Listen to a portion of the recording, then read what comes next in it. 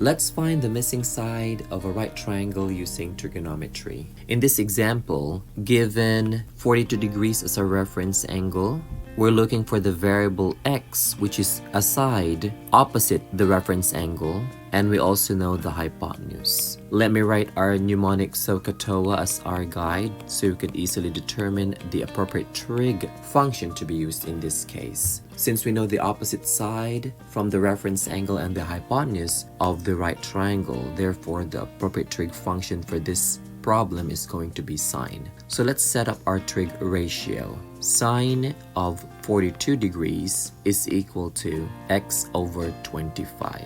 Multiplying both sides by 25 to get rid of the denominator 25 on the right side of the equation, this get cancelled. We'll end up with 25 times sine 42 degrees is equal to x. Applying symmetric property, we'll have x is equal to 25 times sine of 42 degrees. With the aid of our graphing calculator, we could easily find the length of x. But first, make sure your calculator is set to degree mode. Let's key in 25 times sine 42 degrees.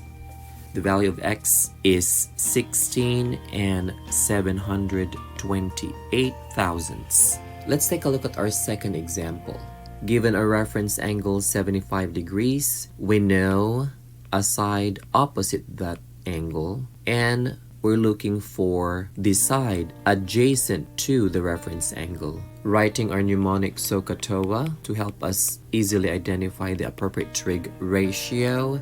In this case, it's going to be tangent. Let's set up our trig ratio. Tangent of 75 degrees is equal to 12 over x. Multiplying both sides by x to get rid of the variable on the right side of the equation, we'll end up with x times tangent of 75 degrees, which is equal to 12. To isolate the variable x, we will divide both sides of the equation by tangent 75 degrees. Tangent 75 degrees divided by tangent 75 degrees is simply 1. Therefore, x is equal to the quotient of 12 and tangent 75 degrees. Using our graphing calculator, let's plug in 12 divided by tangent 75. That gives us 3 and 215 thousandths as the value of x. Now, to give you a little shortcut, if the variable is in the numerator,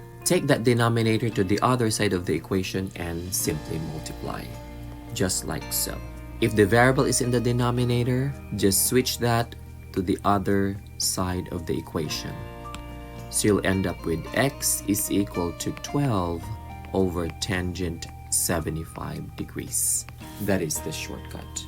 This time, let's find the missing angle of a right triangle using trigonometry. The missing angle is represented by the Greek letter theta in this case. We know the opposite side of theta and the adjacent side to theta. Using our mnemonic SOHCAHTOA, let's go ahead and identify the appropriate trig function to be used. Well, in this case, it's going to be tangent. Let's set up our equation. Tangent of theta is equal to 9 over 20. Now, if you're looking for a missing angle, we use inverse trig. In this case, theta is equal to inverse tangent of 9 over 20. That superscript -1 is read as inverse. To access inverse tangent on your graphing calculator, just key in second and tangent, and you will see that superscript -1.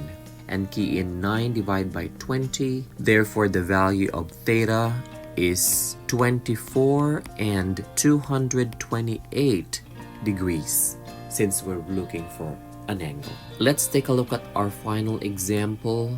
The missing angle is represented by theta. We know a side adjacent to theta and the hypotenuse of the right triangle. Using our mnemonic SOHCAHTOA, let's figure out the appropriate trig function to be used. In this case, it's going to be cosine. Let's set up our equation. Cosine theta is equal to 17 over 32. Since we're looking for a missing angle, we will use inverse cosine. So we write theta is equal to inverse cosine of 17 over 32. Theta therefore is equal to, let's key that into our graphing calculator, second cosine to axis inverse cosine. Make sure that superscript -1 is displayed and key in 17 divided by 32. We'll have 57 and 910 thousandths degrees.